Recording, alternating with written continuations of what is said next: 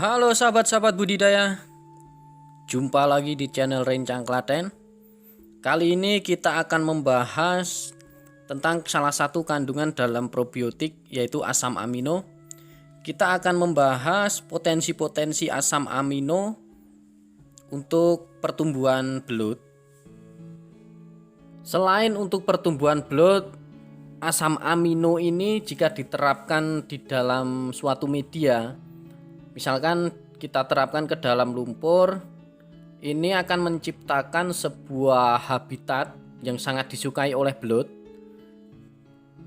Dan tingginya kandungan asam amino di dalam tanah ini bisa membuat belut itu bertahan hidup walaupun tanah ini dalam keadaan hampir kering.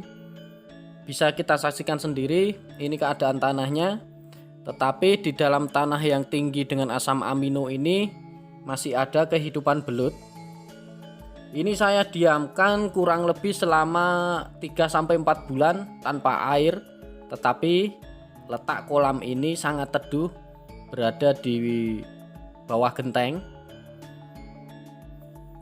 Dan belut-belut yang ada di kolam ini adalah sisa-sisa anakan belut yang saya dulu ambil. Dan sekarang sudah sebesar ini dalam media yang tanpa air, media yang hampir kering. Kunci dalam budidaya belut adalah kita harus membuat media yang kaya akan asam amino tetapi minim dengan amonia.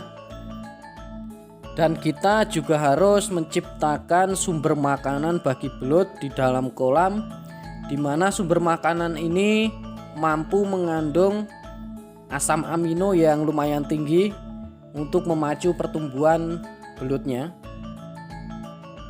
Kualitas pakan dikatakan rendah jika kandungan asam amino esensial juga rendah.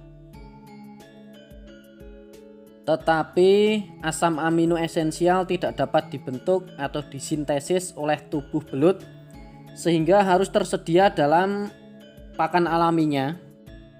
Dengan alasan itulah saya menganjurkan pembuatan media dan bentuk habitat belut di dalam kolam budidaya ini harus, atau saya anjurkan, dalam satu kolam harus ada 2 habitat. Habitat air dan bagian kekeringan. Fungsi dari bagian kekeringan ini adalah untuk menyerap amonia di dalam kolam. Itu menambah peran enceng gondok. Enceng gondok juga bersifat menyerap amonia di dalam kolam. Lalu untuk bagian kekeringan ini tidak hanya berfungsi untuk menyerap amonia di dalam kolam, tetapi hasil serapan dari amonia itu bisa menjadi pakan alami bagi belut. Tetapi dengan catatan, ketika awal pembuatan media, kita harus menambahkan konsentrat babi dan probiotik yang sudah saya kasih tahu, dicampur dengan gula jawa, dan itu ditaburkan di bagian kekeringan ketika membuat media. Itu fungsinya adalah untuk membuat limbah secara alami, dan limbah itu bisa menghasilkan sumber makanan bagi belut, tetapi juga bisa menyerap amonia di dalam kolam, asalkan bagiannya itu dalam keadaan kering. Dan untuk sahabat-sahabat Rencang Klaten, salah satu suplemen yang bisa diberikan untuk pakan adalah lisin. Lisin adalah salah satu asam amino esensial. Lisin memiliki peran untuk membentuk karnitin yang memiliki fungsi sebagai penggerak pertumbuhan untuk melindungi terhadap keracunan amonia dan untuk meningkatkan pertahanan tubuh belut terhadap perubahan suhu yang ekstrim. Penambahan lisin dalam pakan dapat meningkatkan sintesis protein dalam tubuh belut, sehingga yang selama ini kita ketahui protein dalam daging belut ini sangat tinggi. Lisin juga memiliki fungsi sebagai bahan dasar antibodi darah untuk memperkuat sistem peredaran darah dan untuk mempertahankan pertumbuhan sel-sel dalam pertumbuhan belut.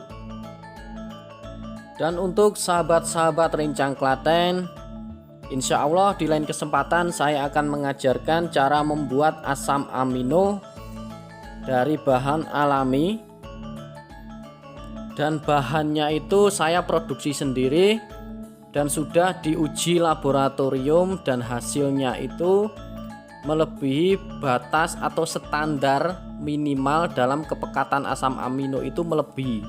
Jadi kepekatan hasil asam aminonya itu sangat tinggi, bahan yang saya produksi sendiri ini. Mungkin di lain kesempatan saya akan membagikan tutorialnya dan cara membuat asam amino dengan bahan-bahan alami. Dan jangan lupa untuk like, share, dan subscribe video dari Rencang Klaten. Mungkin cukup sekian dulu pengalaman yang bisa saya bagikan terhadap sahabat-sahabat budidaya. Bila ada pertanyaan silahkan tulis di kolom komentar. Akhir salam, assalamualaikum warahmatullahi wabarakatuh.